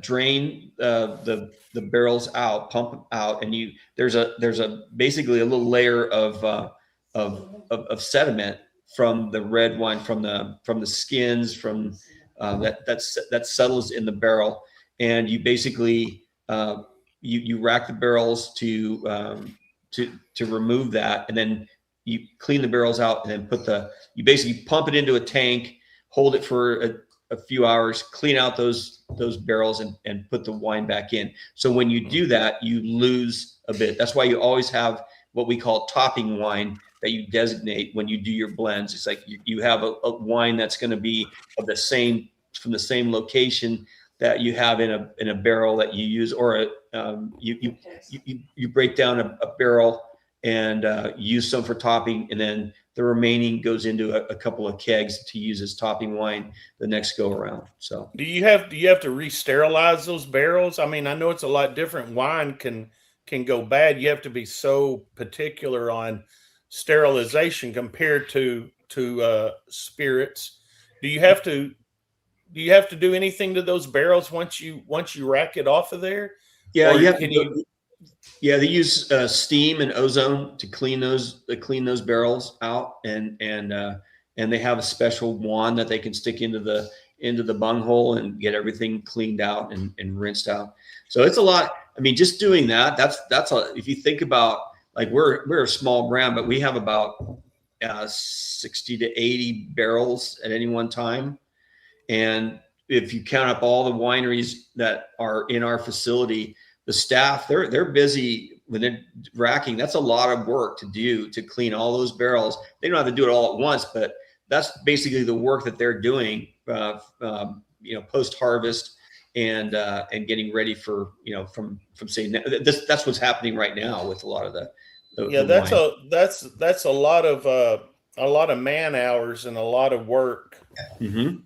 For sure. I never really even thought about that. Coming from a whiskey mind, thinking, once it's in the barrel, it pretty much stays in the barrel, and what you get out of the barrel, the angels get their share and whatnot. But yeah, I should have known as an old winemaker myself. Oxygen is the worst thing that can ever happen to your wine. So yeah, you don't want it to. You don't want to have much oxygen on there. I didn't even realize that you would have to refill those barrels to top them off. Yeah. So we don't want that, any kind of a headspace in those barrels, and to minimize any kind of oxygenation, because basically that'll just prematurely age the wine. I mean, that aging wine, you have a cork and you have an oxygen transfer rate in that cork, but it's a slow process. You want that gives the wine, that happens over the course of years of slow oxygenation happening on that wine, really slow, and different corks can give you that different rate, the OTR rate. So, but yeah, it's very different. And, you think of I guess the closest analogy, would you say, Chris, to like spirits would be port wine that's fortified and at a higher ABV. Those can stay stabilized. I mean, you can open a bottle of port and put the cork back in and have it a couple weeks later. Right? Exactly. Yeah. Fortified wine, you've got anywhere from high quality, month or two, that you can open that bottle and it's still going to be amazing. I mean, some can go even further than that, in the old world. But yes, when you fortify it, you are creating that kind of tightness where you are introducing it to a spirit, and that will allow it to age better. And that's why you can have some Madeiras, some Solayas, some ports 100+ years old, and they have been aging because it's still a living thing with that wine component in it. But you can have this beautiful, beautiful example 100 years deep, and it's not even cracked, we'll say, when it comes to having its potential. So that's the beautiful thing about spirits. Yeah. At the same time, is that some people live and die on certain quote unquote vintages of spirits. But I mean, when it comes to port, Madeira, Solaya, I mean, anything when it comes to fortified, those wines can be just cherished for over 100 years easily. That's very analogous to the spirits and how that works as far as wines. Yeah. So yeah. Speaking about the air and the wine, I always remember, I was doing 5-gallon batches at a time in a carboy, and we would have to rack it off to get it off of the lees and everything, and I didn't have anything to add back to it to top it up, and of course you didn't want to use water or anything, to water it down. So we used marbles, sterilized marbles. And we would pour sterilized marbles into the top of the glass carboy to fill that volume to raise that. Oh, that's up. interesting. Huh. Yeah, damn it, you're going to make me want to go and make wine. That's actually really creative. I never heard of that. That's really cool. Because you see that here in Sonoma County with all the water fills, like you're seeing it now, where they're creating a base basically to make sure that the sunlight doesn't interact with any of the water that's trapped in to those wells. so that they're creating a refractive energy, basically. That would be cool with barrels. I mean, But that's just what he's talking about is just filling it up and Well, yeah. in the head and basically Yeah. covering that space exactly. because you don't have other wines to do. But Displacement. that's really cool. Yeah, That's, water, wine displacement. Yeah, Yeah. Mhm. I don't know how feasible that would be in a 53-gallon barrel, but I mean, hey, might be onto something there. You might have some glass blowers, make big billets or something that would slide in the bunghole and fill that up, and then you wouldn't have to have any more backfill or whatever to backfill it. I don't know. Yeah. Yeah. Well, Here you go. when we have enough, I mean, we're relatively small, but when you have multiple barrels, it gives you the opportunity. Basically, you need multiple barrels and a couple of kegs. Like we usually have a 5, 10, and a 30-gallon keg, and that way you break down one of the barrels, 60 gallons, you top off, and then the rest goes into kegs. And so it's not barrel, whatever's in those kegs is not barrel aged, but it's such a small percentage because you're going to top that off the next go around too. So, Right. but yeah, that's really creative. I've never heard of that. That's when you're Yeah, poor man's got poor ways. there you go. There you go. And then I just remembered I do make wine every year because I make brandy. Oh, So okay. I have to have wine to make brandy. So, it's usually fruit wines. I don't actually make true brandy. I do peach brandy or apple. Yeah, brandy I stole that peach brandy out of his speakeasy Saturday. So You sure did. Very cool. I took advantage of Craig being slightly inebriated and said, "Hey, that was good." And he's like, "Oh, just take it with you. All right, Take it. just take it with Craig, you." I'll trade you a bottle of wine for a bottle of that brandy any day of the week. There you go. Unfortunately, there again, once you distill, your big volume goes down to hardly anything. I think last year when I did the peach, or it was 2 years ago, I think I started out with 30 gallons of wine, and I believe I ended up with about 3 gallons of brandy when it was all said and done. Yeah. Yeah. That's So you're asking for a really nice bottle of wine for that brandy. that's what we heard. So getting to the bourbon side of this too, and asking, I know that we've had this discussion, and I've been to your house a couple of times, and Chris knows this as well. What's some of the bourbons that you kind of gravitate to, right now? And I know you mentioned before lower proof, but what are some of the bourbons? Yeah, and I think, Roger, we were talking about that earlier this week, and I think because of my Pinot palate, lower alcohol, more of a silky, smooth texture on the wines, and that's just what I prefer. And I never, I like my bourbon in that 90 to 95 proof at the most. I do have a couple of, and it's funny, Chris and I were looking at it earlier, a couple of them, and I wanted to buy them because I wanted to taste them, but inevitably it's not my favorite, and a lot of it is because of the higher the higher proof or ABV. So I like that range. My first bourbon, I had a friend of mine, he's originally from Texas, and I wish I could do his Texas drawl because it's great. But my friend Fred came over. It was during COVID too. Yeah, it was. We got into bourbon about the same time, and I didn't really know that at the time. But he brought over a bottle of Angel's Envy, talking about what's going to the Angels.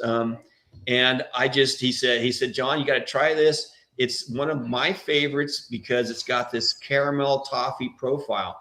And I honestly didn't even know that bourbon had flavor profiles, because you're dealing with, when I was growing up, my parents being from Switzerland, it was, you had schnapps was the my dad was a beer drinker, but when he had friends over, they had coffee schnapps after dinner. It wasn't, or you have coffee cream, but coffee schnapps was really what the after dinner drink was.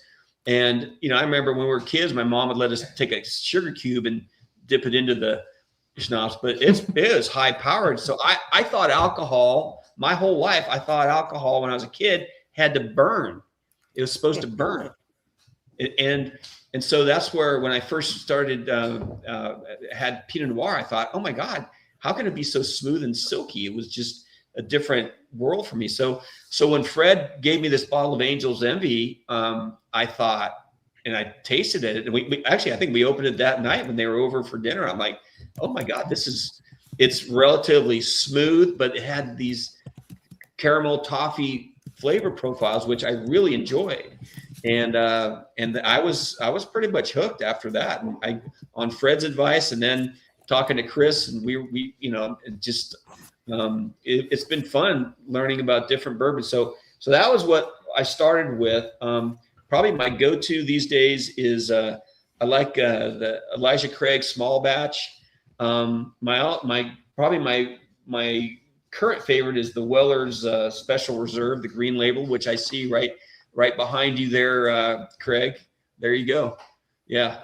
So anyway, so I like mine. There you go. Yeah, Will's got it too. I usually like my bourbon.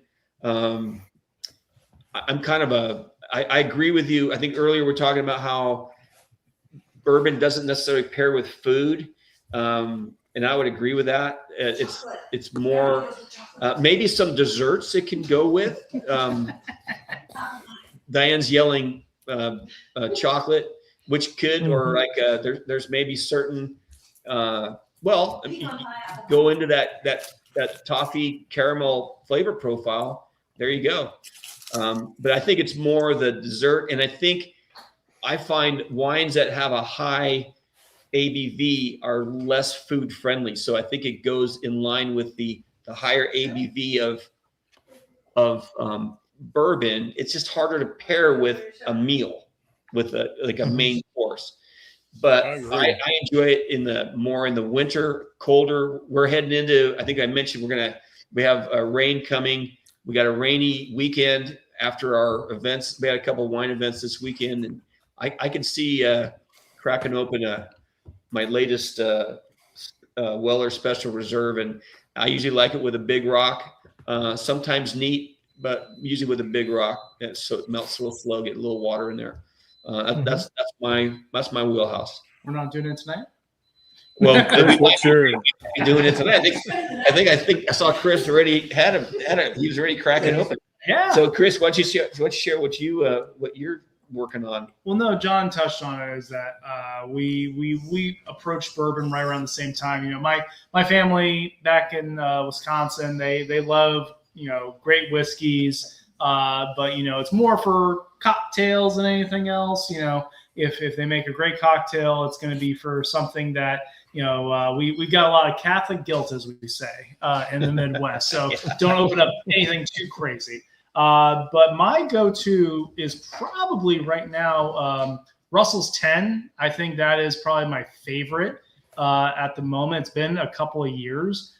I think pound for pound, under $50, that's going to be your best bourbon. Yeah. And if it's a hot take for someone, I'll be on the sword for that. But it's just so smooth, rich, caramely, and that's what I like in bourbon. But I brought something for John because it's something near and dear to my heart because I'm in the wine industry. And this is something cool that my winemaker started about a year and a half ago. Let me pull it to the camera. This is called Stone Street. Stone Street.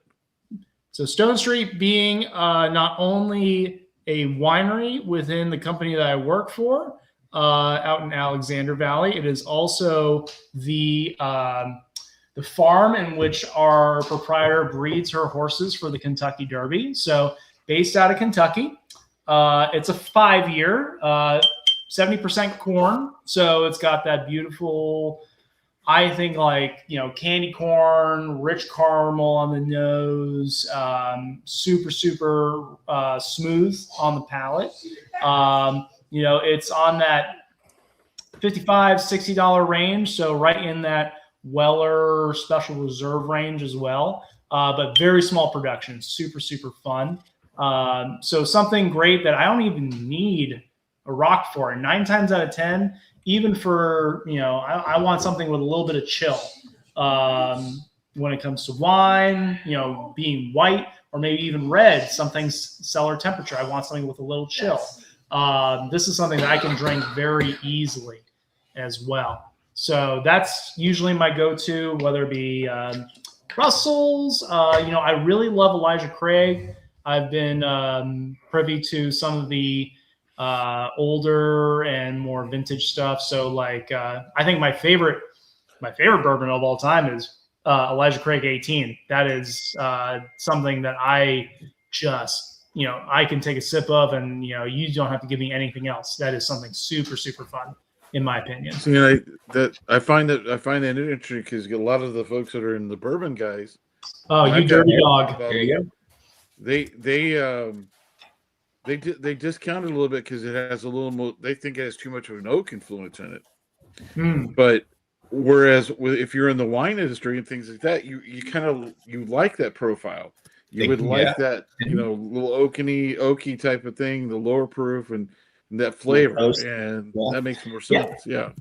And it goes back to what we were talking about earlier, is that sometimes with certain varietals in wine, it is the winemaker's grape. And I think that oak can be a vessel. It can also be something that adds to the portfolio. So we sometimes when it comes to I service a lot of great clients, and some of them are worldly and they love old world stuff. So if we're talking about bourbon, maybe it's that conversation, bourbon versus Scotch, and it's like it's apples to chocolate basically. It's it's a little different, but at the same time, it's like you've got people that love certain things about whiskey, and it goes back and forth. And the only there have been great times where I've had a Scotch, and I'm like, what? Kind of resembles a little bit of a bourbon in a way. I don't know what happened, because I always think peat when it comes to most Scotches. But it's that great conversation that we have in Napa Valley where I work when it comes to Bordeaux in France, where most of the Cabernets of the old world come from. It's like, is there anything of California that can stand up to Bordeaux?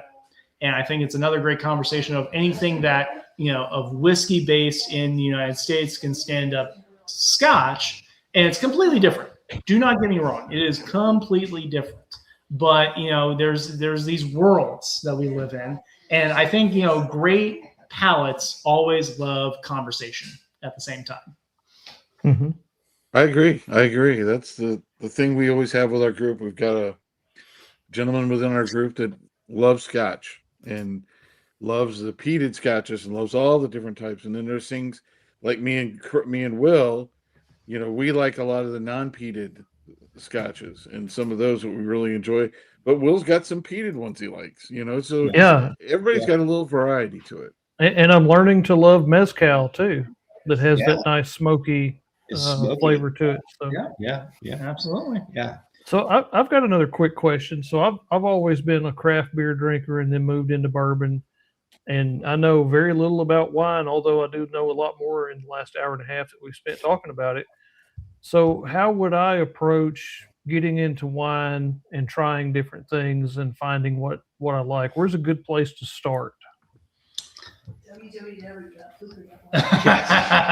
We're getting a little influence from our social media. Diane and www.bookerwine.com. Hey, I've been plastering the comments with that all night. So there you go.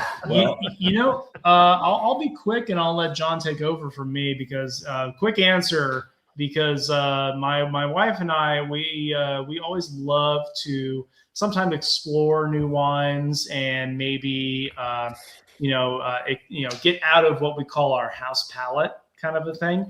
And there's no greater place, I think, in the United States where you can find it than Total Wine.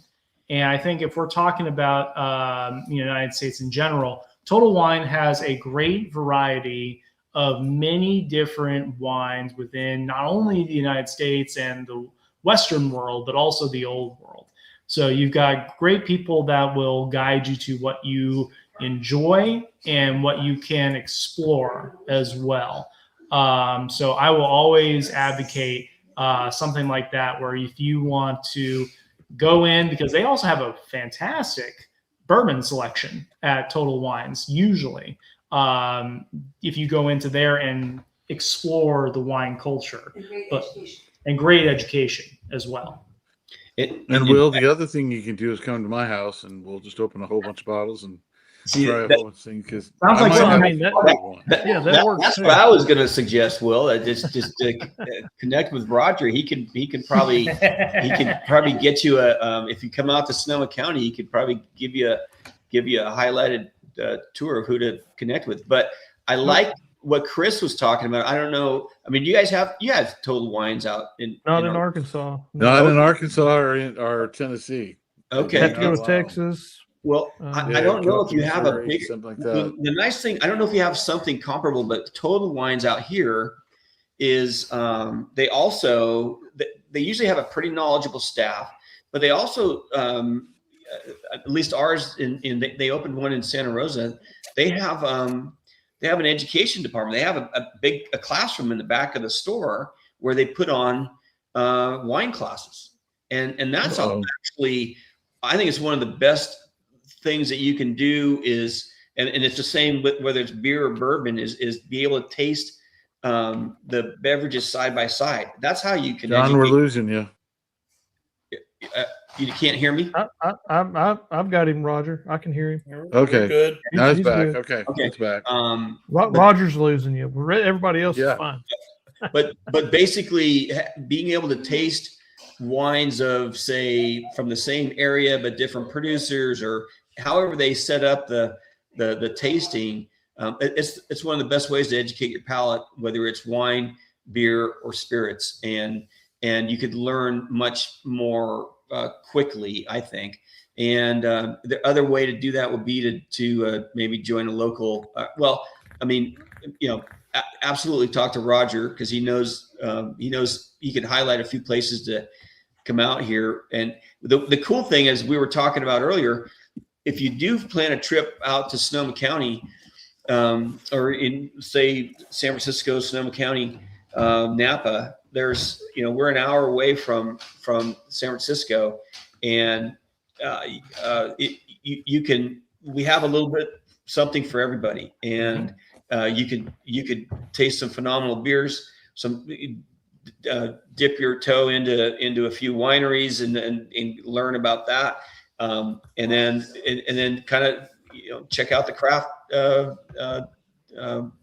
distillery scene, and it's pretty cool. And we've got the ocean. Check out the ocean. You got the food out here is, I mean, we are so spoiled, because Sonoma County still, even though we produce a lot of wine, we have the food that goes along with it. We still have beef ranches, sheep ranches out here, a lot of dairies that are making their own cheese.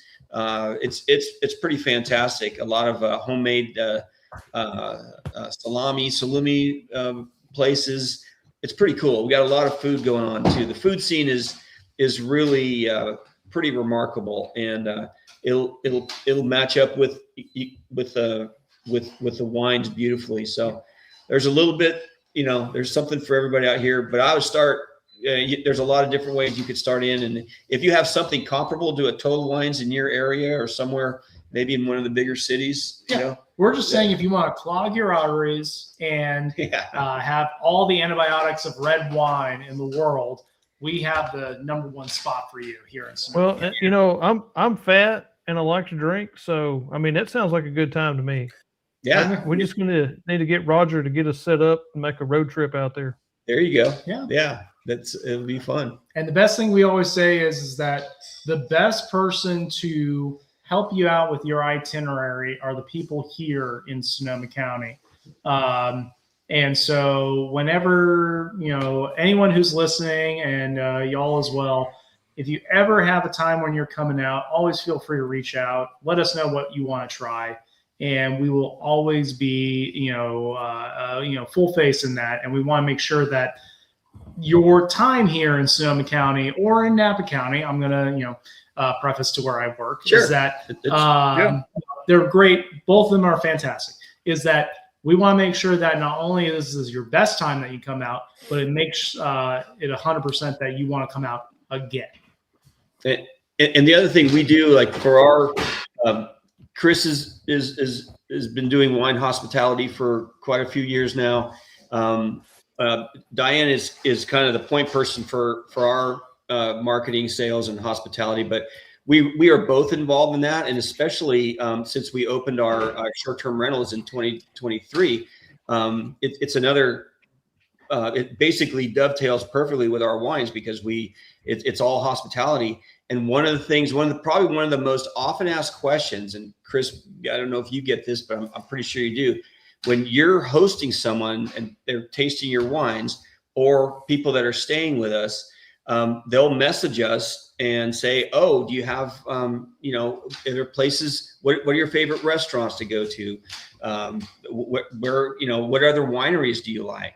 And we are when you're in hospitality, you are a concierge actually to your guest, and so we're always recommending because we want their experience to be number one, whether and especially when they can't. If we can recommend other great activities or wineries or restaurants to them, they're going to remember that. They're going to remember us, and that's Sure. right. Is that pretty much what you see too? I'm literally in the middle of booking someone's itinerary. They are here for 5 full days. I have booked out 10 experiences, so 10 wineries. I know that doesn't sound like a lot, but when you come out to Sonoma Napa County, honestly, we will always tell you 2 is probably a good maximum. So Per day. So we're deciding that 2. And I've gotten multiple text messages where it's just like, Chris, we're members of your winery, but you have given us a new light into new places. And that really, not only sheds a tear every time when I hear that, it really allows me to know that I have a personal connection with people, and we want to make sure that you not only love the wines, like if you're staying at John's place and you love John's wine, John will also say like, well, if they like my wines, I know a couple other places that they'll probably enjoy the wines, the experience, and the people as well. Yeah, absolutely. Good deal. So, all right. Well, boy, this has been fun. Yeah. We always have a good time on the show. It's always great to interview people and learn about them.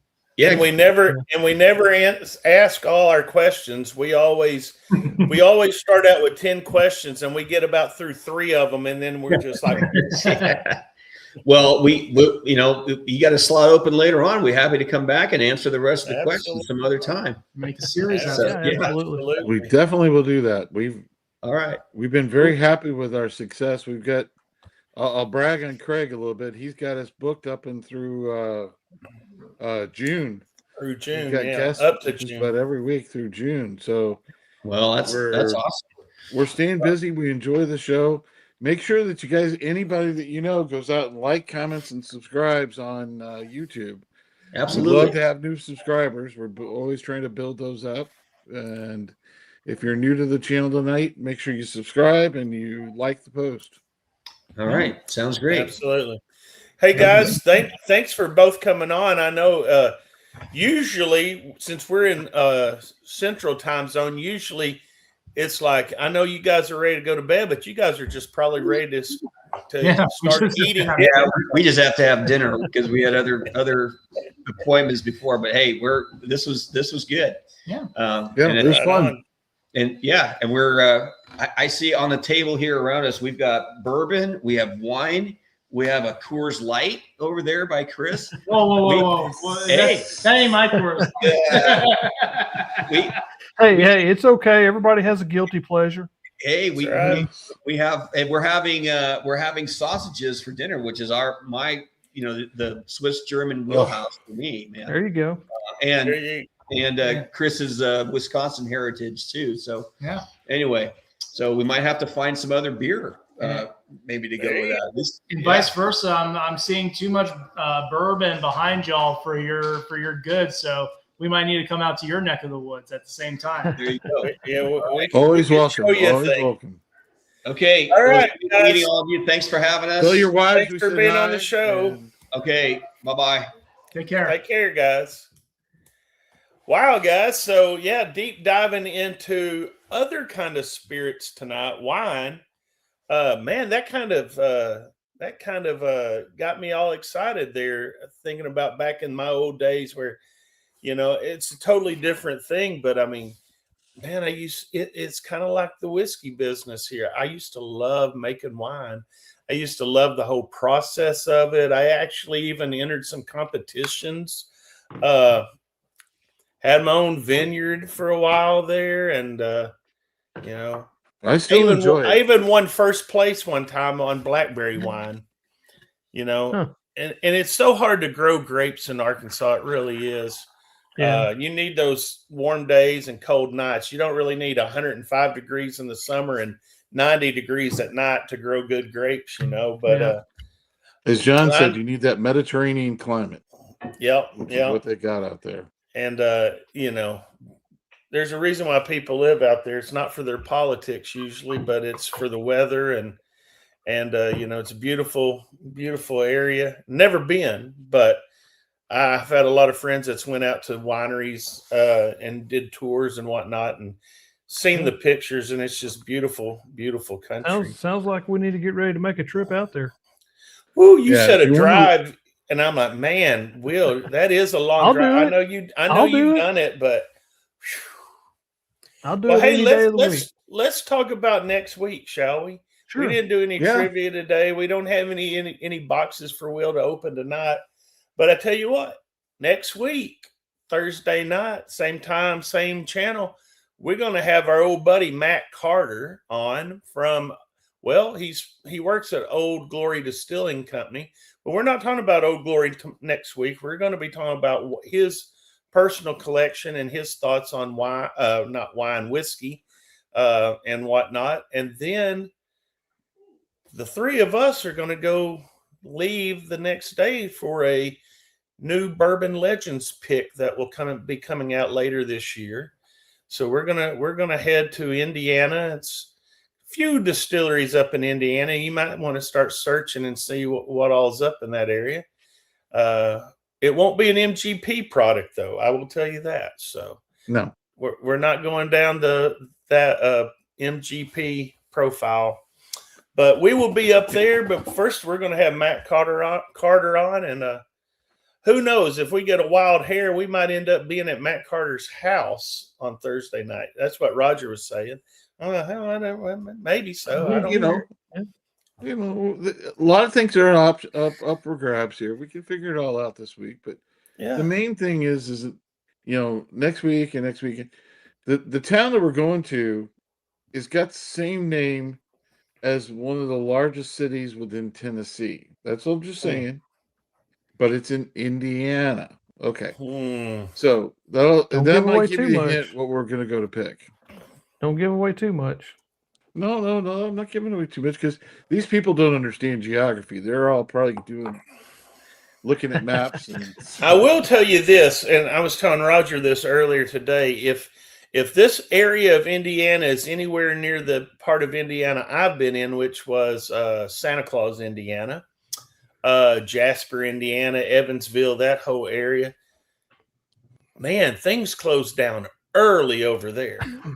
They turned the stoplights off at 9:30 over in Santa Claus, Indiana, if there was a stoplight there. But they have Grippo's potato chips, and we will be buying bags. I don't know anything about Grippo's potato chips. Well, you will know. You will find out. Anything else in Indiana they're famous for, food wise? See, if we left Indiana and went to Cincinnati, I'm trying to get these boys to go to Cincinnati. Not that I need any Weller Reserve. Weller 107. Guaranteed. Hey, Antique all it is a little bit 107. of gas. All it is a little bit of gas. And it's just an hour. It's just an hour and a half different. But if we did go to Cincinnati, I would want to try this damn spaghetti with chili on it. Huh. Oh, the spaghetti 4-way or 3-way or whatever they call it. Yeah, is it Skyline? Is it Skyline chili? Yeah. And that just seems a very weird thing to put chili on spaghetti. But well, when in some Rome, chili mac. do as the Romans, I guess. Well, chili Yeah. mac, yeah, but yeah, I guess so. I never really thought about That's a that. little I don't different know. though. Let's see here. We've got a comment. It says I have family in. Ooh, I don't know. I'm not even going to pronounce that word. Was there Hobstadt. last week? Hobstadt. Hobstadt. It's heavenly German. Oh, I do love me some German food. Oh man, and some German wine too. Well, I think we need to go there. I was in Jasper, Indiana once, and we ate at a really authentic German restaurant. I mean, it was great. I like About the some only German thing food. good. You got a good German restaurant there, not too far from your neck of the woods. I had that a couple of weekends ago at the. I need to make my way back Steinhaus down Keller. there pretty soon. Yeah. Was not bad. It was pretty dang good, except I just usually end up getting the same thing every time. Mm-hmm. I like have some I like me variety. some I like me some veal parmesan. Mm-hmm. Or not parmesan, Oh, that would be schnitzel. Oh, veal schnitzel. Okay, Yeah. Veal Schnitzel. schnitzel, yeah. Or Jaeger schnitzel, Hunter schnitzel, whatever. There's just something Wiener, about that I like. Wiener Schnitzel. Wiener Wiener schnitzel. schnitzel. Yeah. All right, Mike says here, Mike Brock says Skyline chili is worse than White Castle. Oh, well, maybe we need to skip that then. You know, a road trip, three guys in a Volkswagen Beetle. We do not need to be eating any Skyline chili. I can tell you that. Hold on, no beans. Who's bringing the You get Beetle? No beans. Oh, are we not taking a Beetle bug for the No, road that's trip? that's not a Beetle. I don't know what I you're thought talking that about. would be fun. I just thought that'd No. be fun. All right, now look here. The Beef House in Covington, Indiana. Amazing. You know, there's something about this show when we start talking about food and restaurants, everybody starts commenting. I don't understand. Yeah, and it makes us hungry every time. Yeah, it does. Roger was talking earlier that we do have shows scheduled all the way up into June now. But April 30th, the last show of this month, we have chosen not to have a guest. It's not that we couldn't find one, but we just want to be able to come on here and just shoot the BS and not have to worry about asking questions and all that.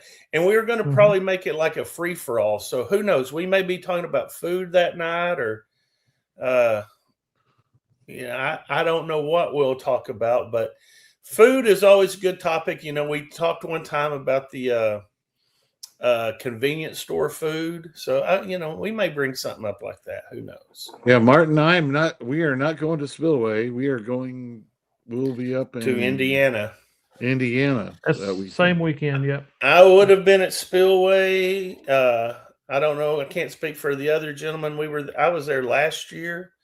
But yeah, we're gonna have to skip because we want to bring you guys, the Bourbon Legends, the absolute best whiskey that we can get our hands on. So this was a trip that was planned back in October of 2025. Yeah.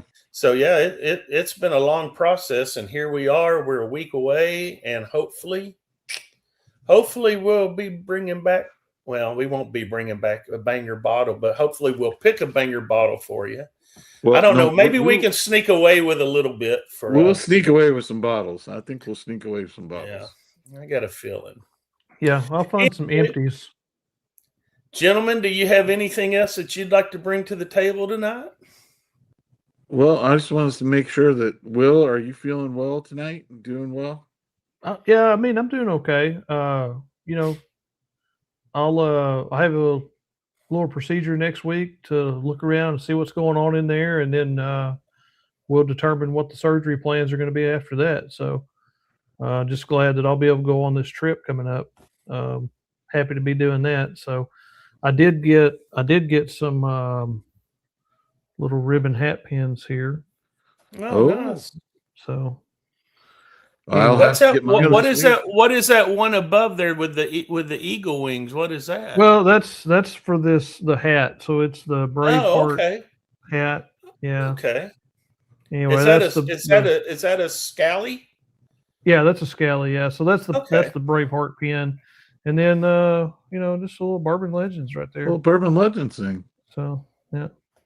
I did But get yeah, something. I did get something I want to show you guys here, new to the speakeasy. I don't know if you guys can see this or not. I'm gonna try, but I love. Hey, that there picture. you go. It says in compliance with the 18th Amendment, no intoxicating liquor allowed on the premises. Well, that's not intoxicating liquor. That's just regular liquor. Yeah, well, in this speakeasy, Well, we have some things. We got liquor in the front and poker in the back over there. So I can go upstairs and get my bottle of King in Kentucky. Oh, Hmm.